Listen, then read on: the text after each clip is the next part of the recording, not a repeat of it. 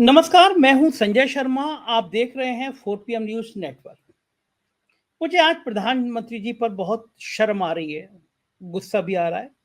दिल में मेरे लिए आज कुछ शब्द नहीं निकल रहे और मैं खराब शब्द बोलना नहीं चाहता। देश के प्रधानमंत्री हैं, पद की एक मर्यादा है और मैं उसका उल्लंघन नहीं करना चाहता, लेकिन मेरे को और खराब शब्द बोलने का मन कर रहा है। ये कैसे संभव है कि एक व्यक्ति, एक पूर्व प्रधानमंत्री का पोता सांसद, उसके ऊपर आरोप हो सैकड़ों महिलाओं के साथ बलात्कार करने का। घर की नौकरानियां, काम करने वाले लोग, दोस्त, स्टूडेंट्स, ना जाने कितनी लड़कियों को ब्लैकमेल करके उनके वीडियो बनाए। सैकड़ों अश्लील वीडियो उसके पास से मिले हैं। और अचानक ऐसा नहीं हो कि अचानक पता चल गया हो। चुनाव की घोषणा से पहले ये बात पता थी कि ये जो सांसद महोदय ये इतने अय्याश हैं कि इनके ऊपर सैकड़ों महिलाओं का शोषण का आरोप है। क्या संभव है प्रधानमंत्री जी जब टिकट देते हैं किसी व्यक्ति को पूरी जन्मपत्री मालूम करते हैं? क्या संभव था कि प्रधानमंत्री को पता ना हो वो कैसे व्यक्ति को टिकट देना चाह रहे हैं? भारतीय जनता पार्टी की सहयोगी पार्टी है जेडीएस, अगर वो टिकट दे रही है तो प्रधानमंत्री जी की ड्यूटी थी अपने सहयोगी पार्टी से कहते कि मैं ऐसे व्यक्ति का प्रचार करने नहीं आ सकता जिसके ऊपर सैकड़ों महिलाओं के यौन शोषण का आरोप है। लेकिन प्रधानमंत्री जी गए वहां, उसके लिए वोट मांगे। दिखाता हूं मैं आपको वीडियो, देखिए प्रधानमंत्री जी किस तरह एक यौन शोषण के और सैकड़ों महिलाओं के यौन शोषण के आरोपी के लिए वोट मांग रहे हैं। हासन लोकसभा से एनडीए के श्री प्रज्वल रेवन्ना और मंड्या से मेरे मित्र एचडी कुमारस्वामी आने वाली 26 अप्रैल को इनके लिए आपका हर वोट मोदी को मजबूती देगा, देश का भविष्य तय करेगा। आपका दिल दहल गया होगा ना। ये सांसद महोदय जो एचडी देवगौड़ा जी के पोते हैं, रेवन्ना साहब भाग गए विदेश। जब पता चला एफआईआर हो गई, भाग गए विदेश। भारत सरकार भागने देती है, चाहे वो विजय माल्या हो, मेहुल चौकसी हो, कोई भी हो। इस तरह का मोदी साहब हो, जो कोई भी इस तरह का जो भगौड़ा होता है उसको भागने देती है। लेकिन जो शख्स देश के मंगलसूत्र पे बात कर रहा है, जो 3 तलाक पे बात कर रहा है, जो महिलाओं के उत्थान की बात कर रहा है, वो ऐसे बलात्कारी, ऐसे रेपिस्ट के लिए वोट कैसे मांग सकता है? प्रियंका गांधी यही बात पूछ रही हैं। एक महिला होने के नाते पूछ रही है, प्रधानमंत्री से पूछ रही है। देखिए जरा प्रधानमंत्री से प्रियंका गांधी क्या कह रही है। कुछ समय पहले 3 दिनों के लिए मैं अपनी बेटी से मिलने गई। प्रधानमंत्री जी, गृह मंत्री जी बोलने लगे कि प्रियंका गांधी विदेश में गई है। जहां मैं जाती हूं इनको पता चल जाता है, जहां विपक्ष के नेता जाते हैं इनको पता चल जाता है। लेकिन इस तरह का अपराधी, इस तरह का राक्षस इस देश को छोड़ के चले जाता है और इनको पता नहीं चलता। हम कैसे यकीन कर सकते हैं इस बात पर? प्रियंका गांधी लाख कह दें, कोई फर्क पड़ता है? भारतीय जनता पार्टी को लगता है कि वो ऐसी पार्टी बन गई है, प्रधानमंत्री जो कहेंगे, क्योंकि जेपी नड्डा उन्हें देवताओं का देवता कहते हैं, कोई फर्क नहीं पड़ेगा। फर्क पड़ेगा जब सुप्रिया श्रीनेत की ये तीखी बातें जनता तक जाएंगी, तो निश्चित फर्क पड़ेगा। देखिए क्या पूछ रही है सुप्रिया श्रीनेत। सब पता था नरेंद्र मोदी को, सब पता था 14 अप्रैल को जब वो मिल रहे थे, सब पता था जब उसको अपना साझा उम्मीदवार बना रहे थे। दिसंबर 2023 में बीजेपी के ही एक नेता देवराज गौड़ा ने बीजेपी के शीर्ष नेतृत्व को, नरेंद्र मोदी, अमित शाह और जेपी नड्डा को यह चिट्ठी लिखी, प्रदेश अध्यक्ष को चिट्ठी लिखी और उन्होंने पेन ड्राइव के बारे में जानकारी दी, प्रज्वल रेवन्ना के यौन विचलन के बारे में जानकारी दी और कहा इस आदमी को उम्मीदवार मत बनाइएगा। दिसंबर 2023, 4 महीने पहले। 11 जनवरी 2024 को देवराज गौड़ा ने प्रज्वल के खिलाफ बीजेपी आला कमान को लिखा था। उसके बाद उन्होंने प्रेस वार्ता की, सार्वजनिक किया इस सारी बात को और बताया कि ऐसा आदमी है, इसके ये कुकृत्य है, ये बातें सामने आई हैं, इसको टिकट नहीं देना चाहिए, इसको उम्मीदवार नहीं बनाना चाहिए। पहले लिखा और उसके बाद बीजेपी के आला कमान को सूचित किया, प्रेस वार्ता की। उसके बाद फरवरी और मार्च में फर्जी चाणक्य इस देश के गृह मंत्री अमित शाह कर्नाटक के दौरे पे जाते हैं, मैसूर पहुंचते हैं और तब पूर्व बीजेपी विधायक प्रीतम गौड़, पूर्व विधायक एटी रामास्वामी और कार्यकर्ताओं ने इस प्रज्वल रेवन्ना की उम्मीदवारी के खिलाफ उनको कहा ऐसे व्यक्ति को टिकट मत दीजिए, इसके यौन कुकृत्य के चर्चे बहुत फैले हुए हैं, इसने हर उम्र की औरत का शोषण किया है, इसके तमाम हजारों वीडियो पेन ड्राइव पर है, इसने सैकड़ों औरतों की जिंदगी तबाह करी है। मार्च तक अमित शाह से मिलकर बीजेपी के पूर्व विधायकों ने, उनके नेताओं ने मैसूरू में यह बात कही। तो अमित शाह और नरेंद्र मोदी सब कुछ जानते थे। वो जानते थे कि ये कैसे आदमी को उम्मीदवार बना रहे हैं, वो जानते थे ये कितना जघन्य अपराधी है, और उसके बाद भी उन्होंने हासन की सीट से उसको अपना उम्मीदवार बनाया। कर्नाटका की महिला आयोग ने इस मामले का स्वतः संज्ञान लिया। जैसे ही उनके जानकारी में यह आया, उन्होंने एसपी को नोटिस जारी की और सीएम से इस भयावह घटना पर एसआईटी के गठन की मांग करी। अगले दिन एसआईटी गठित हुआ और जैसे ही एसआईटी गठित होता है, हासन का ये उम्मीदवार, नरेंद्र मोदी का चहेता, उनका दुलारा, उनके वृहद परिवार का हिस्सा, ये देश छोड़कर भाग जाता है। एसआईटी पूरी कोशिश कर रही है, एसआईटी हर संभव प्रयास कर रही है इसके प्रत्यार्पण का, कि भारत लाके इसकी जांच पूरी की जा सके। लेकिन आज सवाल यह है कि बेटी बचाओ, बेटी पढ़ाओ, नारी अभिवंदन, नारी शक्ति, महिला सम्मान, ये सब बातें फर्जी हैं, क्योंकि नरेंद्र मोदी जानते थे कि स्टेज पर खड़े हुए उनके बगल के इस व्यक्ति ने, उनके साझा उम्मीदवार ने क्या किया, वो सब जानते थे और उसके बाद भी उम्मीदवार बनाया। हैरानी की बात है ना। सुना आपने सुप्रिया श्रीनाथ जी को? मुझे लगा इतनी बड़ी खबर है तो आज अंजना ओम कश्यप, रूपका लियाका, सुधीर चौधरी रोक के शो करेंगे कि हमारे देश की महिलाओं के बहनों के संग क्या हो गया। Sudhir Chaudhary black and white show करते करते रोने लगेंगे, रूपका लियाका धाड़े मारने लगेंगे, लेकिन इनके चैनल की हेडलाइंस में खबर ही नहीं है। शो तो छोड़ दीजिए, क्योंकि वो सांसद जिस पार्टी से है वो भारतीय जनता पार्टी की सहयोगी पार्टी है, इसलिए खबर नहीं करेंगे। ये अगर विपक्ष का कोई सांसद होता तो अब तक घंटों घंटों के शो हो रहे होते। ये अकेला मुद्दा आने वाले 5 चरणों के चुनाव में भाजपा की नैया डुबो सकता है। कोई और बात करे ना करे, हमने 4 PM पर यह खबर देखी, आज फुल पेज खबर छापी।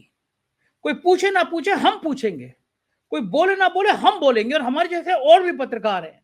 मैं चलता हूं राजीव रंजन सिंह जी के पास, एक बहादुर पत्रकार, तो नागपुर में रहकर बहादुरी के साथ सवाल करता है और दावा करता है कि इस प्रकरण के आने के बाद बीजेपी का बैंड बच जाएगा। सुनिए क्या कहते हैं हम। 4 PM न्यूज नेटवर्क में स्वागत है आपका राजीव जी। बहुत शर्मनाक घटना पर आज हम लोग बात कर रहे हैं, और ये घटना देश को दहलाने वाली है। पूरी दुनिया हैरान है आज। एक सांसद, उसके ऊपर आरोप है कि उसने सैकड़ों लड़कियों, महिलाओं के साथ बलात्कार किया, उनकी सीडी बनाई। सांसद भी मामूली नहीं, उसके बाबा इस देश के प्रधानमंत्री रह चुके हैं, और मौजूदा प्रधानमंत्री उसके लिए वोट मांग रहे हैं। नरेंद्र मोदी जी उसके लिए वोट मांग रहे हैं। हैरानी की बात है, ये अचानक खुल गया हो मामला, अचानक मोदी जी को पता ना हो चला हो, ऐसा भी नहीं है। चुनाव की घोषणा जिस समय हुई उस समय तक ये बात, कई सारे वीडियो बाजार में आ चुके थे, मामला खुल चुका था कि ये सांसद ऐसी घटनाओं में इन्वॉल्व है। लेकिन परिवार का आतंक इतना था कि कोई FIR लिखाने जा नहीं रहा था, लेकिन एक नौकरानी ने FIR लिखाई और सांसद जी विदेश भाग गए, भारत छोड़ के भाग गए।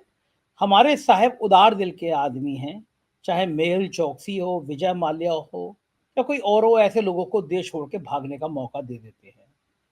लेकिन बड़ा सवाल यह है कि मंगलसूत्र की चिंता करने वाले, 3 तलाक की चिंता करने वाले, हमारे प्रधानमंत्री जी को पता था कि यह आदमी सैकड़ों महिलाओं के साथ इन्वॉल्व है, बलात्कार कर चुका है, उनकी सीडी बना चुका है।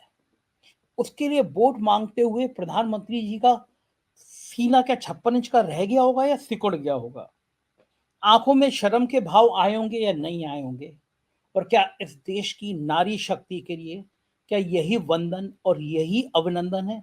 मैं बहुत सन्न हूं। आपको क्या लगता है इस पूरे घटनाक्रम में, आपका क्या कहना है? देखिए, बहुत ही शर्मनाक घटना है और हमें संजय जी इस तरीके की घटनाओं में पैटर्न देखना चाहिए। ये 2019 से 2024 के बीच में जो मोदी शासनकाल रहा है, इसमें हमें क्या पैटर्न नजर आ रहा है? आप एक तरफ देखिए, मणिपुर में औरतों को निर्वस्त्र करा के घुमाया गया, उसके बावजूद भी मणिपुर के चीफ मिनिस्टर से रेजिग्नेशन नहीं दिया गया। दूसरी तरफ महिला पहलवान जो देश के लिए इतना गौरव की मतलब क्षण लेके आई हैं, मेडल्स लेके आई हैं, उनको सड़कों पे घसीटा गया। वो सड़कों पे इतने महीनों तक आंदोलन करती रही, परंतु आज तक ब्रजभूषण सिंह की टिकट भाजपा काट रही है। इस चीज के बारे में किसी भी तरीके से कोई भी संदेश नहीं दिया गया, कोई भी घोषणा नहीं की गई। तीसरी तरफ हम ये देख रहे हैं, ये प्रज्वल जी का आ गया, रवन्ना जी का। अब आपको जान के आश्चर्य होगा कि इनके ही एक लीडर हैं भाजपा के, देवीराज गौड़ा। इन्होंने दिसंबर में अमित शाह जी को बताया था कि आप जेडीएस के साथ में किसी भी तरीके के टाइप के बारे में मत सोचिए, ठीक है। उसके बावजूद भी उस पर कोई एक्शन नहीं हुआ। उन्होंने बाईवी ये विजेंद्र जी जो है उनको भी बताया, जो नेशनल प्रेसिडेंट थे, कोई उस चीज पे सोचा नहीं गया।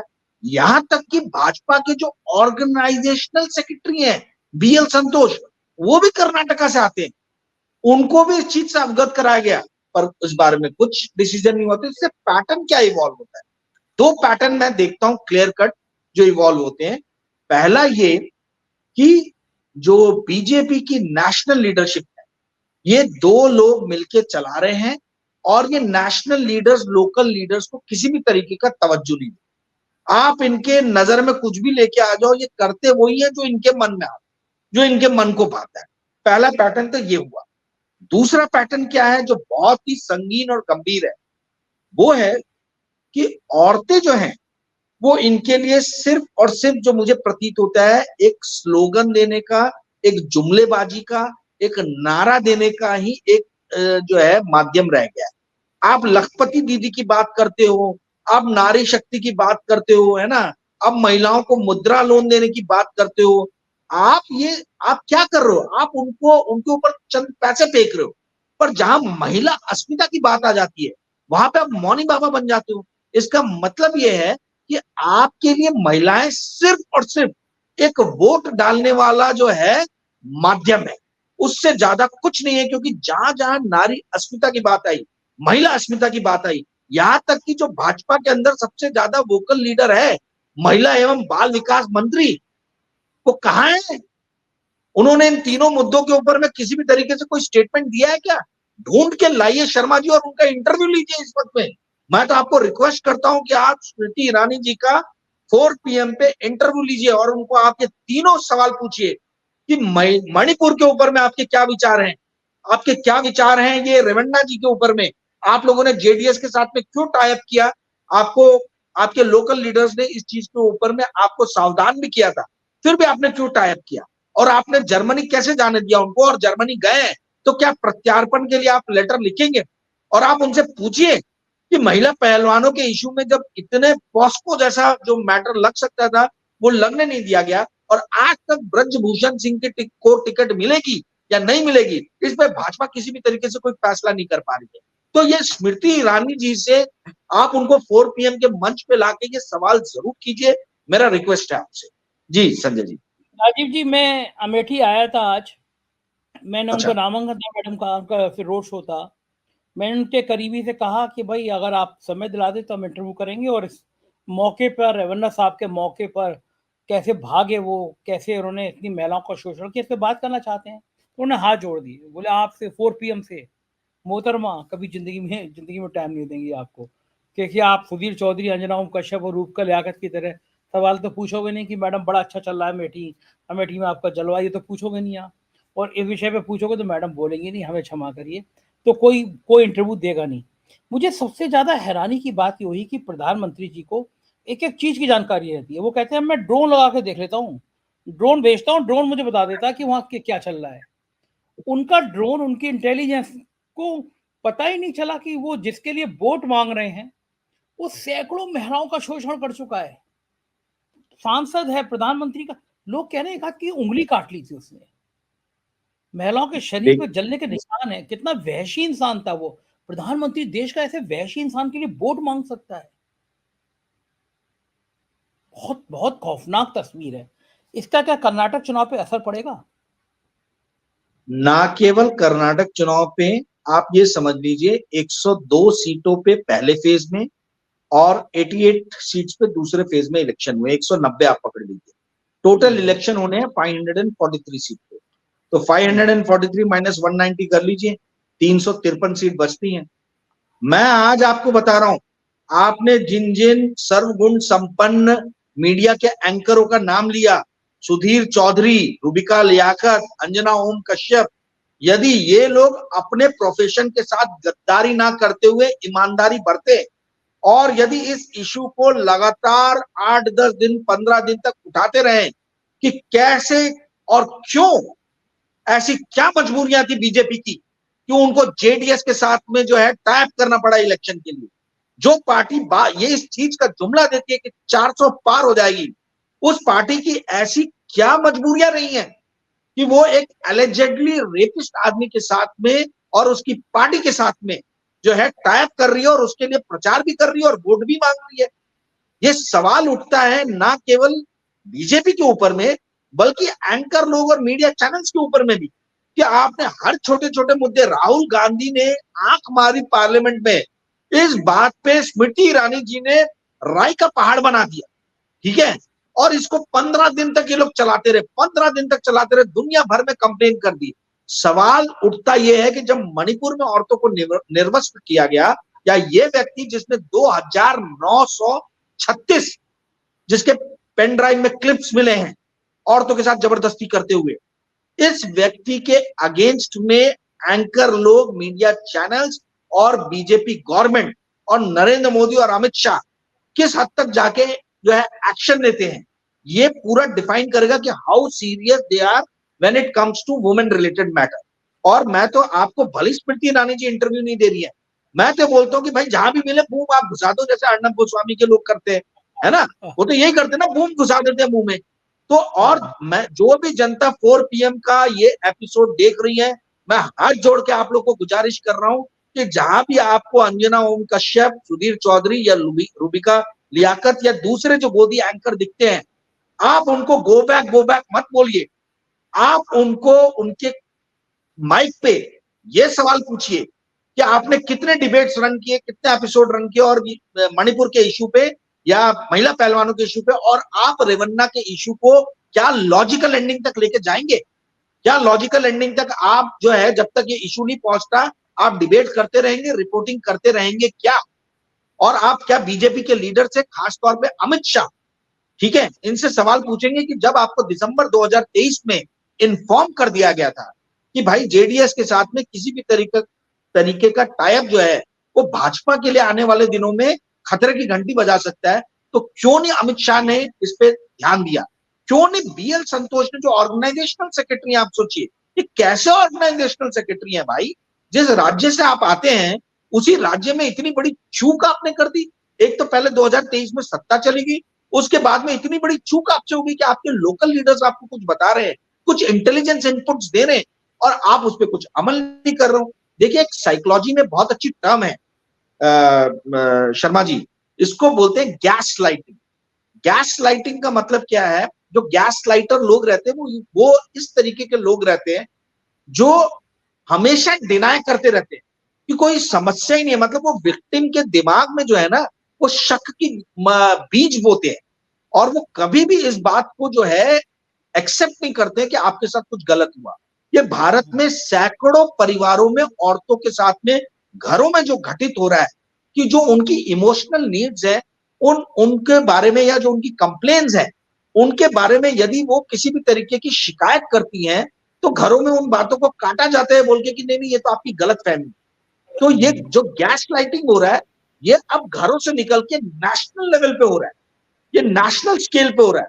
इसके बारे में समाज शास्त्रियों ने और साइकोलॉजिस्ट ने, दर्शन शास्त्रियों ने बात करना चाहिए कि भारत जिसने विश्व को दर्शन दिया है, जो समाज शास्त्र में इतना आगे रहा है, उस देश के अंदर में ये गैस लाइटिंग जो है, ये जो गैस लाइटर्स है, ये कैसे घरों से निकल के जो है नेशनल लेवल पे आ गए हैं। और भारतीय जनता पार्टी ने हर बार इसी गैस लाइटिंग के एग्जाम्पल पेश किए। और आपने पूछा कि इसका इलेक्शन पे क्या असर पड़ेगा, मैं आज आपको बता रहा हूं, यदि कांग्रेस ने और अन्य विपक्षी पार्टियों ने इस मुद्दे को सही तरीके से उठाया और मीडिया ने इसको सही तरीके से कवरेज दिया, तो यही अकेला जो मुद्दा है पूरा का पूरा भारतीय जनता पार्टी को 353 सीटों पे पूरी तरीके से मार्क माय वर्ड, पूरी तरीके से इंपैक्ट करे। बस सवाल ये उठता है कि क्या मीडिया इस मुद्दे को लॉजिकल एंडिंग तक ले जाएगा? क्या उनमें हिम्मत है? क्या ये जितने चैनल्स हैं जो बोलते हैं कि वी आर नॉट, जिनके मालिक बोलते हैं we are not opposition leaders, we can not fulfil their responsibility, ठीक है, आप अपने प्रोग्राम में बुला के बड़े अच्छी अंग्रेजी में जो बोल रहे हैं, भाई अभी तो आपको मौका मिला है, आपके समाज से रिलेटेड मैटर नहीं उठाएंगे? महिलाओं के साथ अत्याचार हो रहा है, ये समाज का मुद्दा है, और आप भी महिला है जो आप इस तरीके से बोल रहे हैं we are not opposition leader. तो क्या आप जो है इस मुद्दे को उठाएंगे? क्या आप इसको लॉजिकल एंडिंग तक ले जाएंगे? ये हर दर्शक ने सवाल पूछना चाहिए, जिसके संसदीय क्षेत्र में ये गोदी एंकर्स लोग आ रहे हैं और माइक देते हैं। जी संजय जी, बिल्कुल ठीक कह रहे हैं, लेकिन समस्या ये है, दुर्भाग्य ये है कि आप कल्पना कर रहे हैं कि ये मुद्दा 10 दिन तक चलाएं, बातचीत करें। ये मुद्दा आज भी हेडलाइंस में नहीं था। मैंने बड़े बड़े अखबार उठा के देखे राजीव जी, मुझे कहीं नजर नहीं आया अखबार के पहले पन्ने पे ये बहुत प्रमुखता से खबर हो। टीवी चैनल्स की गोदी मीडिया के हेडलाइंस में खबर नहीं थी। मैं अपना 4 PM अखबार निकालता हूँ इवनिंग का, मैंने कहा फुल पेज बनाओ इस खबर को, क्योंकि इससे बड़ी आज की देश की कोई खबर नहीं है। एक देश के प्राइम मिनिस्टर का पोता, मेंबर ऑफ पार्लियामेंट, सैकड़ों महिलाओं के वीडियो उसकी क्लिप से मिले, उसके घर से मिले। यानी बलात्कार करना, उनके वीडियो बनाना, उनको अपने यहाँ रखना, क्या मानसिकता होगी। और राजीव जी आज प्रधानमंत्री कर्नाटक में थे, तो मुझे उम्मीद थी कि आज उनको लगेगा कि महिलाओं को ये मुद्दा बहुत खास तौर से बहुत बुरा लगा है, चेतना उनके अंदर बहुत जागृत है। तो मुझे लगा प्रधानमंत्री जी कहेंगे कि हमसे गलती हो गई, हमने इस आदमी को टिकट दिया, लेकिन हम इसके संग कोई समझौता नहीं रखेंगे। प्रधानमंत्री ने कर्नाटक में जिक्र ही नहीं किया। एक इतनी बड़ी घटना, पूरी दुनिया हिल गई। आज मेरे पास लंदन से, अमेरिका से मेरे मित्र, उनका फोन आए, पूरी दुनिया में चर्चा हो रही है, प्रधानमंत्री कर्नाटक जा रहे हैं, जिक्र ही नहीं कर रहे हैं। तो क्या जब ये मंगलसूत्र पे जिक्र करेंगे तो अब इसका मुद्दा नहीं उठाया गया? लोग कहेंगे मंगलसूत्र की चिंता है, वहां पे उन सैकड़ों बलात्कार पीड़ित महिलाओं की चिंता नहीं है। कैसे प्रधानमंत्री हैं ये? कैसे सोच, क्यों ऐसा करते हैं राजीव जी, आपको क्या लगता है? देखिए इसके दो कारण हैं। एक कारण तो ये है कि ये समझते हैं कि जनता जनार्दन जो है बहुत मूर्ख है, ठीक है। 2014 से 2019 के बीच में जनता को समय लगा इनको समझने में, और वो समझ चुकी थी। 3 राज्यों में इनको इलेक्शन हराए थे, ठीक है। पर वो यदि पुलवामा नहीं होता संजय जी, तो शायद 2019 से 2024 का जो रुख है ये कुछ अलग ही, इतिहास में कुछ अलग तरीके से दर्ज हो। प्रॉब्लम ये है कि ये जनता को निहायत ही मूर्ख समझते हैं।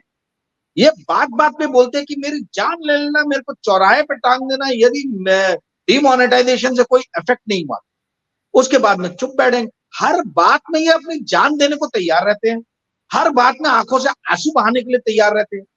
तो ऐसे व्यक्ति को जो है, इनको मालूम है कि हम इंडियन जो है बहुत इमोशनल है, इंडियंस आर वेरी इमोशनल, ठीक है। आप देखिए जो इमोशनल मूवीज वर्ल्ड में कहीं नहीं चलती वो इंडिया में चल जाती, ओके। तो ये हमारे इस कैरेक्टर का, इस ट्रेट का फायदा उठाते। ये जनता को समझना है, मुझे और आपको समझना है। देखिए भारतीय जनता पार्टी को वोट देना अलग चीज है और नरेंद्र मोदी को वोट देना एक अलग चीज है। ये जितने जल्दी लोग समझ ले उतना बेहतर होगा। आप इस बात को समझिए कि भाई जो व्यक्ति मणिपुर में कारगिल वॉरियर की बीवी को निर्वस्त्र करके घुमाया गया, उसके ऊपर में वो व्यक्ति शांत रहा, तो आप उसकी मानसिकता समझ लीजिए कि भाई उसने मणिपुर के सीएम को रिजाइन तक नहीं करवाया।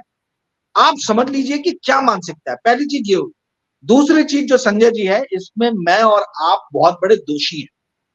हमारा जो हमारा वर्ग है मीडिया, हम लोगों ने इस देश के साथ विश्वासघात किया। और जब भी ये सत्ता जाएगी, जनता हमसे सवाल पूछेगी, जनता हमसे तकाजा करेगी। और मैं आज आपको बोल रहा हूं कि उस वक्त में मुंह दिखाने लायक भी हम लोग नहीं रहे। आज सत्ता इनके साथ में ये 10-10 कमांडो लेके घूमते हैं, तो ये बचे हुए हैं। जिस दिन सत्ता जाएगी, उस दिन इनको एक एक जो इन्होंने एपिसोड बनाया है, इसका हिसाब देना पड़ेगा। This nation wants to know, this nation wants to know, this nation wants to know बोलने वाले एंकरों को आप लाइए 4 PM पे और उनसे पूछिए कि क्या आप ये राष्ट्र जानना नहीं चाहता है कि क्यों मणिपुर के मुद्दे पे प्रधानमंत्री इतने महीनों तक, सालों तक खामोश रहे, शांत रहे। मैं तो ये बोलता हूं संजय जी, आप प्रोग्राम बनाइए, जाए ये एंकर लोग सबका इंटरव्यू लेते हैं, आप इनका इंटरव्यू लीजिए, आप इनसे सवाल पूछिए। क्योंकि ये अपने स्टूडियो के अंदर में ये दादागिरी से प्रवक्ताओं को बोलने नहीं देते। कांग्रेस ने बहुत अच्छा, इंडिया अलायंस ने डिसीजन लिया था कि हम जाएंगे नहीं। पता नहीं क्यों ये लोग वापस से इन्होंने वो डिसीजन को वापस लेके अभी जाने लगे हैं। इनको कोई जरूरत नहीं है इस पाप में भागीदार बनने की। ये पाप में भागीदार जो है, जो इतने इजीली जो मोदी जी हम लोग को बेवकूफ बना ले रहे हैं, उसका 2 बड़ा कारण है। एक ये कि मीडिया जो है, जिसका काम है एनालिसिस करने का, जिसका काम है इन्वेस्टिगेशन करने का, वो अपनी भूमिका निभा नहीं रहा है। वो सिर्फ रिपोर्टिंग कर रहा है। रिपोर्टिंग भी क्या कर रहा है? मोदी ने बोला मंगलसूत्र जो है वो बेच के मुसलमानों को दे दिया जाए, चूंकि वो प्रधानमंत्री ने बोला है, इसलिए मुझे उस चीज को रिपोर्ट करना है। ये अब रिपोर्टिंग का स्तर इस लेवल पे गिर गया। आप ठीक है रिपोर्ट कीजिए, बट उसके समानांतर क्या आप ये एनालिसिस कर रहे हैं कि भाई कहां कांग्रेस के मैनिफेस्टो में ये चीजें थी? क्या ऐसा सक्षम है, संभव है? 55 साल तक कांग्रेस इस देश पे काबिज थी। कितनी औरतों के मंगलसूत्र छीने गए और कितने घुसपैठियों को इंडिया में लेके आया गया। आप इस बात को समझिए कि मीडिया ने विश्लेषण करना छोड़ दिया। मीडिया जो है सिर्फ रिपोर्टिंग कर रहा है। आप जैसे बुला के हम लोग से बात करते तो हम लोग विश्लेषण देते, और आप हमें टोकते नहीं है। आप इन लोग के डिबेट देख लीजिए, 1.5 मिनट कोई बोलेगा नहीं तो फड़ से उसको टोक देंगे, उसके फ्लो को काट देंगे और अपना कुछ नया सवाल लेके आ जाएंगे। तो मीडिया बहुत बड़ा जिम्मेदार है। और तीसरा, ब्यूरोक्रेसी। एक ऑनेस्ट ऑफिसर खड़ा होकर बोल देना कि मैं नहीं बनाऊंगा, मैं चार्जशीट नहीं करूंगा, आपको ट्रांसफर करना, निकालना, जो करना कर दीजिए। यदि ब्यूरोक्रेसी के अंदर में ये मैसेजेस चले गए संजय जी, और उनकी रीढ़ की हड्डी जो है वो डेवलप हो गई, जो थी पहले अभी गुम हो गई है, तो वो अगर डेवलप हो गई तो ये इस तरीके की मनमानी नहीं कर पाएंगे। आप एक चीज देखिए, मैंने लास्ट आपके एपिसोड में ट्विटर का एग्जांपल दिया, एक्स का, कि उसके सीईओ ने बोल दिया कि भैया मैं नहीं आ रहा इंडिया में, मैं कैंसिल कर रहा हूं बिकॉज ऑफ XYZ रीजन। अभी 3 दिन पहले एक बहुत इंपॉर्टेंट घटना हुई है जिसपे ज्यादा कवरेज मीडिया ने नहीं दिया है, वो है व्हाट्सएप का। व्हाट्सएप ने क्या बोला? व्हाट्सएप ने बोला कि यदि आपने हमको इंक्रिप्शन मैसेजेस को तोड़ने के लिए कहा और हमें बताने के लिए कहा, तो हम भारत देश को छोड़ देंगे, भारत देश को छोड़ देंगे। मैं आपकी जनता के लिए, जानकारी के लिए बताना चाहता हूं कि व्हाट्सएप के जो है 2 बिलियन के आसपास में सब्सक्राइबर्स, और उसका 20 से 25% जो है बेस वो इंडिया में है मिनिमम। एग्जैक्ट नंबर अभी रिसेंट के मैंने फॉलो नहीं किए, ठीक है। तो जिस देश के अंदर में आपके 20 से 25% सब्सक्राइबर्स हैं, आप एक झटके में बोल रहे हो कि मैं ये देश छोड़ के चला जाऊंगा? यदि आप मेरे को लोगों के प्राइवेसी के हनन के लिए जबरदस्ती जो है आप मेरे को फोर्स करते हो, ठीक है, और उसके ऊपर क्योंकि उनको पता है कि इस देश में क्या हो रहा है, तो अब ये बड़ी बड़ी मल्टीनेशनल कंपनीज जो है, वो हमारी कंपनीज कुछ नहीं बोल रही। अदानी अंबानी चुप है, उनके न्यूज चैनल पे मनमाना कुछ भी चल रहा है, बट ये मल्टीनेशनल कंपनीज जो है, जो एथिक्स को फॉलो करती हैं, कुछ हद तक करती है, मैं नहीं बोलता पूरे हद तक करती हैं, वो अब खड़े होकर बोल रही हैं कि भाई आप जो कर रहे हो ना, बहुत मनमाना काम कर रहे हो। एप्पल ने चाइना में व्हाट्सएप को, जो एप्पल का आई स्टोर है, उससे हटा दिया, ठीक है। व्हाट्सएप वापस गया भी नहीं वहां पे, बोला ठीक है हमको कोई जरूरत नहीं है। तो आप इसमें व्हाट्सएप ने जो बोला है उसमें 2 चीजें नजर आती हैं। एक चीज तो ये नजर आती है कि व्हाट्सएप ये देख रहा है कि शायद ये गवर्नमेंट जाने वाली है और जो दूसरी गवर्नमेंट आएगी उन्होंने अपने मैनिफेस्टो में प्राइवेसी के कानूनों पे बहुत अच्छी बातें कही हैं। उन्होंने कहा है कि हम प्राइवेसी का हनन नहीं करेंगे, ठीक है। तो ये ट्विटर और व्हाट्सएप को मेटा को समझ में आ रहा है, मेटा जो मदर कंपनी है इनकी, उनको ये समझ में आ रहा है कि भाई शायद उनके पास में आर्टिफिशियल इंटेलिजेंस और मशीन लर्निंग के द्वारा बहुत सारी जानकारी है जो मैं और आप प्रीवी नहीं है जिसके, उनको शायद कहीं ये दिख रहा है कि ये सरकार वापस नहीं आने वाली और उसी कारण से अब ये मुंह पे मना कर रहे हैं। जो पहले गलबैया करते थे मार्क जकरबर्ग गले मिलते थे मोदी जी से, मोदी जी उनका हाथ खींच के जो है बाजू में कर देते थे या सामने कर देते, वो मार्क जकरबर्ग की कंपनी ने बोल दिया है कि हम इंडिया छोड़ के चले जाएंगे यदि आपने हमको विवश किया तो। और दूसरी चीज आप एक और बात समझिए, इंडिया बहुत बड़ा मार्केट है, बहुत बड़ा मार्केट है, ये पता नहीं ना जाने कितने लोग बोलते रहते। भैया 140 करोड़ का मार्केट है सब बोलते हैं, पर इस 140 करोड़ में कितने लोग के पास पैसा है? 81 करोड़ जनता तो फुकट का खाना खा रही है। तो आप ये समझिए कि व्हाट्सएप को शायद ये लग रहा है कि ये लुक्रेटिव मार्केट अब इंडिया का ऐसा बचा नहीं है और जितने हमको कंप्लायंसेस करने पड़ेंगे, फॉलो करने पड़ेंगे हमको जो कंप्लायंसेस, वो कॉस्ट मैच नहीं करता है हमारे प्रॉफिट से या हमारे मार्जिन से। तो हम ये कॉस्ट को झेलने के लिए क्यों हम जो है इतने कंप्लायंसेस को झेल लेते हैं जी। तो ये मुद्दे हैं, ये छोटे छोटे जो है ना ट्रेंड्स, ये यदि जनता पकड़ना चालू कर दे तो बहुत समझदारी से वोटिंग कर सकते हैं आने वाले दिन। जी संजय, बिल्कुल ठीक बात है, ऐसे मुद्दे होने चाहिए। राजीव जी, मैं तो ये सोच रहा था कि कैसा तकदीर वाला आदमी है ये सांसद, इसके इलाके में चुनाव हो गया है, हो सकता है ये जीत भी जाए, भाई आजकल तो जनता के बलिहारी है, और लेकिन वो भाग गया विदेश, अब तो मेरे ख्याल से लौटने की हिम्मत करेगा नहीं। लेकिन आप ठीक कह रहे हैं राजीव जी, अगर ये मुद्दा बन गया तो सरकार के गले की फांस बन जाएगा। एक आखिरी सवाल, 2 चरणों में मतदान हो चुका है, क्या सीन लग रहा है आपको पूरे देश में? भाजपा लगभग कितनी सीटों तक आ सकती है अगर यही ट्रेंड इसी तरह का माहौल बना रहा तो? देखिए मैंने आपको लास्ट टाइम भी बताया था कि बीजेपी और आरएसएस के बहुत सारे लोग जो अच्छे पदों पे, उनका ये मानना है कि पहले 2 जो चरण है वो हम हमेशा से वीक थे, 39 तमिलनाडु, 20 केरला, ठीक है। तो आज 60 सीट तो ऐसे हटा दो आप 190 में, तो ऑलमोस्ट 28-27-28% सीटों पे तो हम थे ही नहीं, हमारा कुछ इम्पैक्ट ही नहीं था। पर अब जो 353 सीट्स बची हैं, इनका गणित ये था कि 190 में हमको 70-75 सीट जीतना है। अब जो बची हुई सीट है, क्योंकि 272 चाहिए आपकी फुल मेजॉरिटी, इनका टारगेट ये है कि ये 353 सीट्स में से इनको किसी भी हाल में 200 से 210 सीट निकालना है, ताकि भाजपा अकेले 280 के उस पे आ पाए, अपने दम पे सरकार बना। मेरा ऐसा मानना है कि देखिए इनको पहले चरण में 70 तो नहीं मिलेगा, पहले और दूसरे चरण में 190 में से, बट ये शायद 60 सीट तक इनको मिल जाए। अब सवाल ये उठता है कि जो ये बची हुई 353 सीटें हैं, ये 353 सीटों में किस तरीके से विपक्षी दल जो है, क्योंकि यूपी में सिर्फ 16 जगहों पे इलेक्शन हुए, 64 अभी बाकी है, महाराष्ट्र में भी जो है अभी तक सिर्फ 13 जगहों पे इलेक्शन हुए, 35 बाकी है। तो बहुत बड़े जो सूबे इसमें इलेक्शन होने बाकी है। तो अपोजिशन लीडर किस तरीके से लड़ते, जैसे हमने सूरत में देखा, जैसे आज हमने इंदौर में देखा, अब ये इस लेवल पे गिर गए, इनको ये समझ में आ रहा है कि ये सत्ता नहीं बना सकते हैं, बहुत मुश्किल है, और ये रेवन्ना का भूत आ गया है सर पे।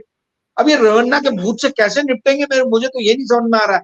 ये रेवन्ना के इश्यू को ही अगर तरीके से कांग्रेस या इंडिया अलायंस उठाती रही 15 दिन तक, और मीडिया ने इस मुद्दे पे पूर्णतः समर्थन दिया, तो ये आप समझ लीजिए, मैं आज आपको बता रहा हूं और बहुत ही जिम्मेदारी से बता रहा हूं, 150 सीट के नीचे चले जाएंगे। सिर्फ ये महिला का मुद्दा जो है, महिला का मुद्दा, आज 50% वोटर महिलाएं हैं। यदि महिलाओं ने ये बात समझ लिया कि वो सिर्फ और सिर्फ एक वोटर है, सिर्फ और सिर्फ नारी शक्ति एक जुमला है, सिर्फ और सिर्फ बेटी बढ़ाओ, बेटी पढ़ाओ और बेटी बढ़ाओ ये एक जुमला है, सिर्फ लखपति दीदी एक जुमला है, और हम लोग जो है सिर्फ और सिर्फ एक वोट के माध्यम है, तो आप ये समझ जाइए इनको 50% का तो वोट वैसे ही जो है वो कम हो जाएगा, वो नहीं मिलेगा। और मुझे लगता है कि महिलाएं इस बारे में एटलीस्ट जो पढ़ी लिखी हैं, जिनको एक्सपोजर है, जो आपके जैसे 4 PM जैसे जागरूक चैनल्स को देखती हैं, यदि वो इसको देख रही हैं तो इस बात को समझेंगी और जरूर इसका आपको इफेक्ट और इम्पैक्ट वोटिंग पैटर्न में नजर आए। जी संजय जी, बहुत बहुत शुक्रिया राजीव जी, इतनी शानदार बातचीत करने के लिए। आपके साथ बात करके तरोताजा महसूस करता हूँ। शुक्रिया, थैंक यू। सुना अपनी बातचीत, दिल गुस्से से भरा है। उम्मीद नहीं थी कि देश में ऐसा भी हो सकता है। क्या आपको भी गुस्सा आ रहा है? मुझे जरूर बताइएगा, मुझे आपकी राय का इंतजार रहेगा। शुक्रिया।